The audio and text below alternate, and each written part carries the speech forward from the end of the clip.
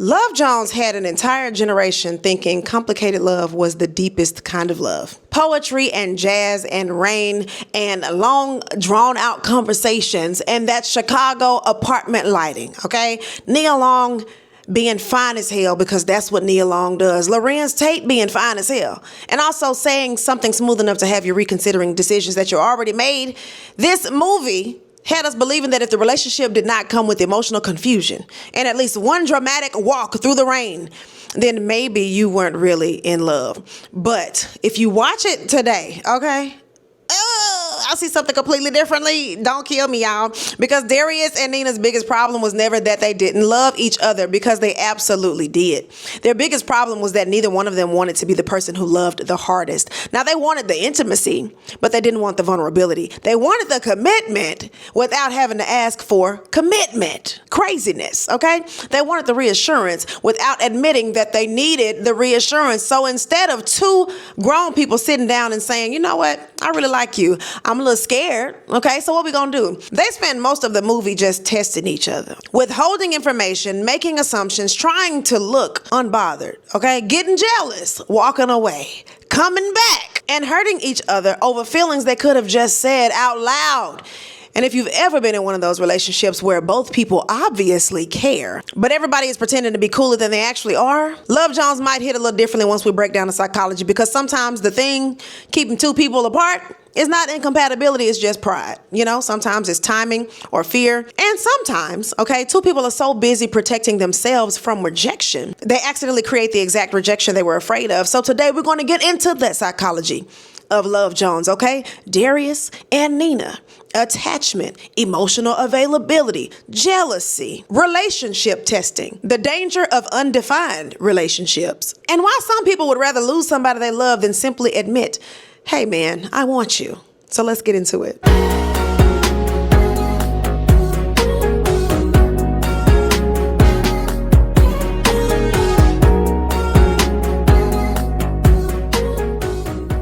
What's up, everybody? It's your girl, Indescribable, aka Geraldine Lake, and I'm back with another psychological breakdown of some of our favorite movies. Today, we're getting into Love Jones. First of all, we're going to talk about that chemistry, all right?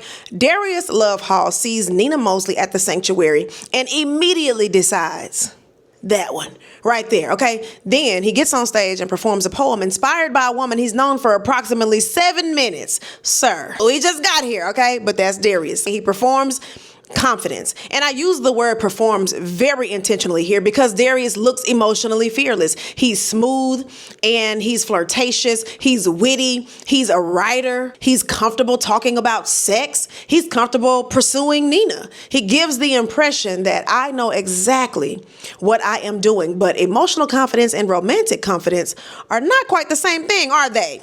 Darius knows how to pursue. The problem is what happens when the pursuit turns into attachment, because flirting requires confidence and love requires vulnerability. Those are very different skills. And Nina is not walking into this empty. She's just ended a relationship with Marvin. This matters because when you meet somebody new immediately after a significant relationship, that new person isn't only meeting you. They're meeting whatever emotional residue came out of the relationship before them. The disappointment, the unanswered questions, the cheating, the comparison, the unfinished feelings, whatever you dealt with, that new person is now going to deal with. Nina is attracted to Darius, obviously, but part of her is still psychologically attached to what happened with Marvin. So, from the beginning, Darius and Nina are not starting from neutral territory. They're starting from baggage already sitting in the room. This is where attachment theory becomes very useful. Psychologists John Bowlby and Mary Ainsworth helped develop attachment theory to explain how early relationships shape our expectations about closeness and security. Later, Cindy Hazan and Philip Shaver applied attachment concepts to adult romantic relationships. And one thing attachment research helps us understand is that adults differ in how comfortable they are with closeness. Some people move toward intimacy when they feel insecure. Some people pull away. Some people can communicate what they need fairly directly, and some people desperately want closeness while simultaneously behaving in ways that make closeness damn near impossible. Now, Darius and Nina spent a lot of this movie doing that last one, okay? They clearly want each other, but they also want protection from each other. That is clearly a contradiction. If I tell you how much I care, then you have power to hurt me. And if I act like I don't care, I feel safer. But now you don't know I care, so you got to protect yourself too. And now we both pretending, okay? And eventually two people who desperately want connection are just standing 10 feet apart waiting for the other person to move first. That's basically this movie with jazz music. Darius uses his coolness as an armor. Now, if you really pay attention to him, he can tell that Nina is beautiful, right? He can flirt, he can seduce her, he can write her poetry. But when the emotional stakes get a little bit higher, he becomes a lot more guarded, because there is a difference between saying something romantic and saying something that is emotionally risky. Right? You're beautiful is romantic. I'm falling in love with you and I'm afraid that you don't feel the same way is very vulnerable. Darius is much better at the first one. But Nina has her own armor too. She doesn't want to look stupid. She doesn't want to invest in somebody who isn't serious. And after Marvin, that makes a lot of sense. So she watches Darius very carefully. She questions him. She tests the situation. And sometimes instead of asking directly for reassurance, she will create a situation that supposedly reveals how Darius really feels. Now, that is where these two are going to continuously get into a lot of trouble, because testing is not communication. This is one of the biggest psychological themes in this movie. People test their partners when they don't feel safe enough to ask the actual question. Instead of, do you love me? They create jealousy. Crazy. Instead of, are we exclusive? They watch what you do around somebody else. And instead of, would it hurt if I left you? They just threaten to leave. You know, people just want you to chase them. And they really are trying to figure out, can I trust you? But instead of asking that, they create a situation where you have to prove you're trustworthy, which means the other person can fail a test that they didn't even know they were taking. And I hate that. Nina's trip to New York is a prime example. She goes to New York to see Marvin, and Darius has to sit with the fact that the woman he's developing real feelings for is going to spend time with her ex. Now, this is where the undefined nature of their relationship becomes a big problem, because if you're not her man, hello, then what exactly are the rules?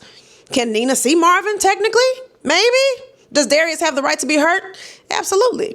Those things can both be true. We're not together does not mean that there are no feelings, right? And this is where modern dating has gotten itself into a little trouble too, because people think, well, if we don't put no label on it, then can't nobody get hurt. And that is actually not how attachment works at all. If you've developed an emotional attachment, then you can absolutely experience jealousy, loss, and rejection, even when nobody officially said boyfriend and girlfriend. Just because you're not a partner does not mean that you can't experience the pain. Ambiguity feels safe until somebody gets hurt, and that is the trap. Keeping things undefined gives you plausible deniability. I never said we was together. Okay, but you spend the night here every night. We talk every day. We have sex. We share emotional intimacy. We build routines together. And at some point, your behavior has created a relationship, even if your mouth refuses to name that. And Darius and Nina are living in that gray area, and it is a very dangerous area to be in. Both of them want relationship benefits without the risk, and that's why ambiguity works until it don't, because defining something creates a responsibility. Now I owe you honesty, right? There are expectations. I'm accountable to you. Rejection means something. Ambiguity lets us pretend that we're just seeing where this goes. Meanwhile, both of y'all are emotionally invested enough to ruin the next 3 months of your lives, because that's what a situationship is. And then Darius does something that changes everything. While Nina's away, he goes out with another woman. Now, again, technically, okay?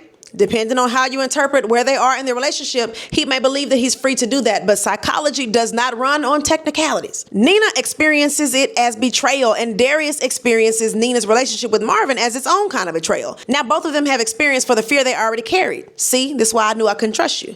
That's called confirmation bias. Human beings have a tendency to notice information that confirms what we already believe. If I secretly believe people always leave me, then I'll be hyper aware of every sign that you're pulling away. And if I believe that men can't be trusted, then your questionable behavior is going to become the proof. If I believe that women always keep another option around, then Nina going back to Marvin confirms it. And once the brain gets the evidence that it's looking for, well, good luck, because now every ambiguous behavior gets interpreted through that lens. Darius and Nina start reading each other exclusively through fear instead of curiosity. And once couples stop asking and start accusing, conflict becomes much harder to repair, because now we're not arguing about what actually happened. We're arguing about what it means. You saw Marvin, meaning you don't really want me. You went out with another woman, meaning I was stupid to trust you. You didn't call me, meaning you don't care. You acted jealous, meaning you want to control me. The event happens once, but the interpretation can happen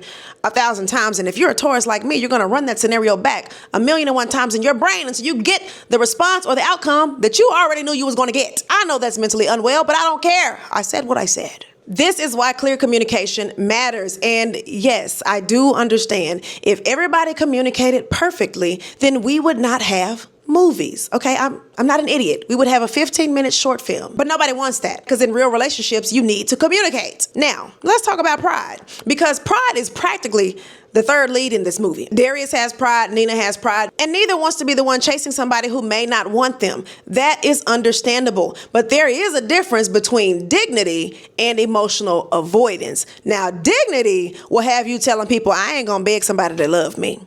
Avoidance is more, I refuse to tell somebody I love them because they might say no. Those are two totally different things. Sometimes protecting your peace is actually, I'm just terrified of being rejected. And I think Love Jones is getting to that point. People can make emotional withdrawal sound very mature. I'm just matching energy, I don't chase. If they wanted to, they would. Sometimes, absolutely, but sometimes you're too terrified people matching each other's distance until the relationship kind of dies. So somebody has to communicate. And Darius particularly struggles with saying that thing plainly, which is hilarious because you're a poet. You work with words. You know a lot of words. You have an entire vocabulary and you use those words all the time. Use your words. All right. But when it comes time to say, Nina, I want to be with you, now suddenly you don't know what to say. Art can actually become a safe container for emotions that people struggle to express directly. Darius can put vulnerability into a poem because the poem creates a kind of distance. It's art and performance and it's controlled. But a conversation with Nina, she can reject him in real time, and that is different. Creative people sometimes express what they cannot directly say. Writing, music, photography, poetry, those things can become an emotional language, and that's part of what makes Darius and Nina's connection so very interesting because they're both artists. Darius writes and Nina photographs. They're both people who frame experiences. They observe, they interpret, and they turn emotion into something else. But sometimes they are better at documenting emotion than living inside of it. A photographer chooses the frame, what gets included or excluded, where the focus goes. That is literal control. And Nina is trying very hard to regain control of her emotional life. She just dumped Marvin. She's figuring out what's next. Darius appears and suddenly she feels something that she kind of didn't plan. And this is exciting, but it's also kind of threatening. Falling in love is a loss of control, and nobody says that enough. You can choose whether to pursue a relationship or not, but you can't completely choose whether somebody begins to matter a little more to you. And once they matter, their behavior affects everything. Their absence affects you. Their opinion matters. What they think about you matters. Their rejection hurts. Love requires accepting some degree of emotional uncertainty. And these two, they not ready for that. Okay, so they try to control it. Darius controls through detachment and Nina controls through testing and withdrawal. Both strategies are trying to solve the same problem. How do I love somebody without giving them the ability to hurt me? And the answer is clear. You can't do that. You have to risk. Healthy intimacy does not guarantee you anything. You may get hurt, but it will create enough trust to say, I believe we can be honest when that hurt happens. And that's a different dynamic. Now, let's talk about the sex, okay? Because Love Jones is a very sensual movie. And Darius and Nina's physical connection develops quickly. There's nothing wrong with that per se, but physical intimacy can complicate an emotionally undefined relationship because bodies can create attachment faster than two people have clarified expectations. Now you're emotionally invested, sexually connected, spending time together, and still saying stuff like, what are we? Shoot, that's anxiety. I'm stressed just thinking about the damn movie. Sex does not create clarity, okay? Communication does, though. And sometimes people use physical intimacy to avoid the emotional intimacy. Because again, physical vulnerability and emotional vulnerability are not identical. You can be naked with somebody and not be naked with somebody. You understand what I'm saying? Darius and Nina demonstrate this consistently. Then we have the friend group. Everybody has an opinion. Everybody is giving advice. Everybody think they know what's going on. And that is realistic because you're getting biased perspectives from each person in the relationship. But once it gets complicated, your friends kind of are unpaid consultants, all right? But friends only know the version that you tell them. When you're upset, What story do you tell? Do you tell your friend they went out with somebody else? Or do you also mention, well, we never agreed to be exclusive? Now, when you tell your friends that she went back to her ex, did you also mention that she told me why? The person telling the story controls the frame, and friends can unintentionally reinforce resentment because they're working from incomplete information. Your friends are supposed to love you, which means they're often biased. They don't want to see you hurt. So sometimes leave them alone is excellent advice. And I love to give it. Okay. And sometimes your friend is just responding protectively to a one-sided story. Relationships need direct communication, and your group chat cannot negotiate intimacy for you. Now, let's talk about that ex.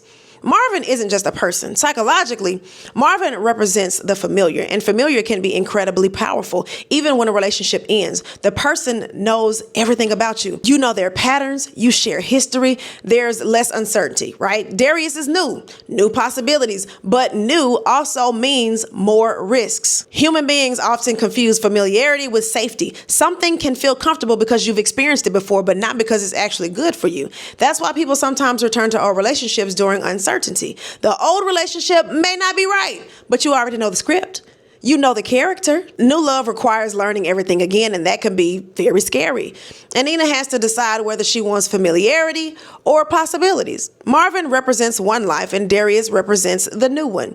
But Nina's deeper choice isn't really between the two men. It's between versions of herself. Who was I in that old relationship? Who am I becoming now? What kind of love do I want next? Those are identity questions. Breakups don't only remove a person, they disrupt your identity. If you've been us for so long, you have to rediscover me. What music do I like? Where do I go next? Who are my people? Oh my God, what do I want now? Flashbacks, y'all. That's why jumping immediately into another serious relationship can be complicated. You may still be rebuilding the person who's actually entering it. Now, Darius meets Nina in transition, which means timing is important. People love saying if it's the right person, then timing doesn't matter. Baby, I disagree. Timing matters tremendously. You can meet somebody who's compatible and they can be emotionally unavailable. They can be wonderful and they're grieving somebody else. You can meet somebody that you could build with, but before either of you has developed the skills to necessarily build, right person, wrong moment or time can still produce a painful relationship. But timing is not really an excuse forever, okay? Because eventually you gotta decide, am I available or not? Because keeping somebody emotionally attached while you remain undecided is unfair, and Darius and Nina both participate in that ambiguity. Now, here's the part that makes the relationship so addictive to watch. They have what psychologists sometimes call approach avoidance conflict. The same thing that attracts you and scares you. I want closeness. Closeness makes me vulnerable. So I move towards you, but then I gotta panic, and now I'm gonna move away. And then I miss you. So I'm going to come back, but I feel exposed. So I got to move away again. Now, does it sound familiar? Because half of Love Jones is basically come here. Actually, you know what? Never mind. Wait, come on back. No, never mind. Oh, okay, I was lying. The push and pull can feel like passion, but intensity is not always intimacy. Uncertainty can make emotions feel stronger. And when you don't know where you stand, you think about the person a lot more. You analyze texts, you replay conversations, you notice every shift. That heightened attention can feel like this must be love, and sometimes it is love, but a lot of times it's anxiety, and sometimes it's both, okay? But calm love can feel boring to people that are accustomed to uncertainty. That's one reason unstable relationships can be hard to leave. That nervous system is going to get used to, will they or won't they? Are we or are we not? Now, reconciliation feels incredible because the anxiety finally stops. For a moment, then the cycle begins again. Darius and Nina aren't an extreme example, but the movie absolutely romanticizes some emotional instability. And I'm going to say that, okay? Because the soundtrack, the cinematography, the dialogue, and the constant rain. Because where were they? Seattle? Everybody's attractive. So dysfunction looks great. The movie teaches us emotional scripts, and Love Jones helped create this idea that mature Black romance should be intense and complicated and poetic and grand. Pain is not proof of depth. A relationship does not become more meaningful because you almost lost each other 5 times. You can have poetry and chemistry and passion and all the things, but also emotional safety. You actually don't have to choose. Darius and Nina's chemistry is very real. That's why the story works. This isn't two incompatible people forcing something. They genuinely enjoy each other. They're intellectually attracted, physically attracted, creatively connected, emotionally interested. There is something there. The tragedy is that chemistry alone cannot create a relationship. Chemistry gets you in the door, but the skills keep you there. Communication, trust, conflict, and then repair. Boundaries, honesty, emotional regulation, commitment, okay? These are relationship skills. You can have unbelievable chemistry with somebody who does not have the skills to love you well. And you can be the person who lacks the skills. Got to be honest about that. I know it's uncomfortable, but I have been there. I've been there, child. Sometimes the problem is not I picked the wrong person. It's just we met before we knew how to do this. And that may be Darius and Nina. So let's talk about jealousy, because both of them, jealousy gets treated like proof of love in movies. And, if they're jealous, then that means they care. But not necessarily. Jealousy is usually a threat response. Something important to me feels endangered. And that can involve love, but it can also involve ego. Most of the time, it involves ego, possession, and fear, and insecurity, and comparison and competition. Healthy jealousy is information. Something here makes me feel a little unsafe. Then you communicate, okay? Unhealthy jealousy becomes control and punishment, manipulation, testing people, and sometimes retaliation. And Darius and Nina sometimes move from feeling jealous to behaving from jealousy. And that's where the damage begins. Retaliation is especially dangerous, okay? You hurt me, so now I'm going to show you that I don't care. Except I do care. And that's why I'm retaliating. Because if you genuinely didn't care, then you wouldn't need revenge. Retaliation is pain. And these two love that, okay? Emotionally speaking, nobody wants to look pressed, right? And that's their downfall. This is why the repair matters more than not having conflict at all. Every relationship is going to have misunderstandings and moments where somebody's feelings get hurt. But the important question is, what happens next? Can you acknowledge your part? Can you explain without invalidating? Can you hear impact even when your intention was different? And can you repair? Darius and Nina struggle with repair because pride keeps interrupting the damn process. An apology requires you to give up the court case, okay? You can't apologize while simultaneously trying to prove that you were technically right. Well, technically we weren't exclusive. Technically we weren't. Okay, do you want intimacy or not? Okay? Both of them spend way too much time trying to be right. And what they actually need to be is just honest. Okay? But that is the entire movie. And then they separate. And separation finally does something that their constant back and forth couldn't. It creates the clarity, because sometimes you don't understand what somebody means to you until they're no longer available. Now, do I think this is a little manipulative? Yes. Okay. But distance removes the daily conflict. And now you're left with, do I miss the person or do I miss winning? Do I miss the relationship or do I miss being right? Do I actually want them or do I hate that they moving on? These are the questions that you need to be asking. Time apart can actually reveal the difference between attachment and compatibility. And for Darius and Nina, the feelings still remain. Even after distance, there's still something unfinished, but now the relationship can only work if somebody finally does the thing both of them have been avoiding. You got to be vulnerable. Which brings us to the rain. Of course it's going to rain again, because the writer said we have not emotionally devastated the people enough, okay? Bring in the rain. And that final reunion works because the performance finally drops. There's no test, no strategic jealousy, no pretending or like I'm cool either way. Like, hey, you matter to me and I love you. That is the exhale, right, of the entire movie. Not somebody winning or getting chased or making the other person jealous. Like, for once, they were just honest. And I think that's why the ending still works. Even if you recognize all the unhealthy communication that came before it, the emotional payoff is watching two very guarded people finally stop guarding themselves. Love was never the problem. It was fear, okay? Now, I want to push back on one thing, because I know somebody in the comments going to say it. If somebody really wants you, then it shouldn't be that complicated. Sometimes that is true. If somebody repeatedly refuses commitment, disrespects you, lies to you, keeps you confused, then you don't need a psychological dissertation or my breakdown to explain the fact that you probably need to leave, okay? But human relationships can also be messy without being fundamentally doomed. People make mistakes, they misunderstand, they get scared, they bring old wounds, and they're able to change and grow. The question is whether or not people are ready to take responsibility to change and grow. Love absolutely cannot be a one-person rehab program. You can't communicate enough for two people or heal enough for two people. You can't be vulnerable enough for two people. If only one person is doing the work, then that is not repair. You're going to become exhausted. Darius and Nina only have a chance because eventually both of them stopped fighting. They dropped the pride. And this is why I don't think Love Jones is really about finding the one. I think it's about becoming emotionally brave enough to love somebody out loud. Because finding somebody you like is not hard, okay? Somebody you're attracted to, I can throw a rock and hit 10 people right now. Chemistry. I can go to the bar and meet 2 men that I have wild chemistry with. But the hard part is, can I tell you the truth when it makes me feel vulnerable? Can I trust you with information that you might use to hurt me? Can I ask for what I need without feeling weak? And can I hear what you need without interpreting it as criticism? And stop testing each other and start talking. That is how you build true intimacy. Now, Darius had to stop performing for the love and actually risk it. Nina had to stop protecting herself from the possibility of disappointment long enough to acknowledge what she actually wanted. Neither one could guarantee the outcome. That's why it required so much courage. And that's what I think the title means psychologically. A Jones is a craving, a fiend, right? You longing for something you can't quite shake. Darius and Nina spend the movie craving connection while repeatedly doing things that interfere with that connection. That is human. We do that all the time. We say we want love and then we pick emotionally unavailable people. We say we want intimacy and then we refuse to communicate. We do want commitment, but then we panic when somebody gets close.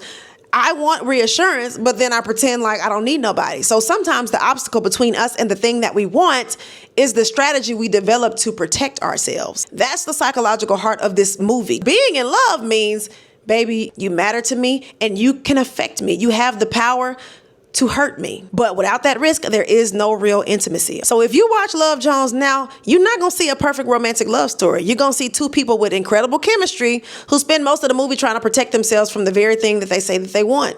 Darius hides vulnerability underneath his charm, and Nina hides her vulnerability underneath caution. They keep the relationship undefined because ambiguity feels safer than rejection. They test each other because asking directly feels too exposed. They get jealous because they care. They punish each other because admitting they care feels a lot like losing. And eventually they almost lose the relationship anyway. Okay, that's the whole irony of the movie. Everything they did to protect themselves from heartbreak created heartbreak. And maybe that's the lesson. You can't build intimacy while constantly trying to maintain the upper hand. Somebody got to care. Somebody got to want it. Somebody got to say, this hurts me. I'm scared. What are we doing? I need clarity. I need reassurance. Because emotional ambiguity may protect your ego temporarily, but clarity protects you for life. And I think Darius and Nina had to lose each other long enough to finally understand that being vulnerable wasn't the dangerous part. The dangerous part was letting pride make decisions that love should have been making. So, tell me in the comments, who do you think sabotaged this relationship more? Was it Darius or Nina? Or were they equally responsible? And here's the bigger question. Do you think Darius and Nina actually had a healthy love that needed better communication? Or did Love Jones just make emotional instability look romantic because everybody was beautiful and the soundtrack was good? Because that is the conversation that I want to have. Now, don't forget to subscribe and hit that notification bell so you know every single time your girl uploads. And I will catch y'all in the next video. Peace.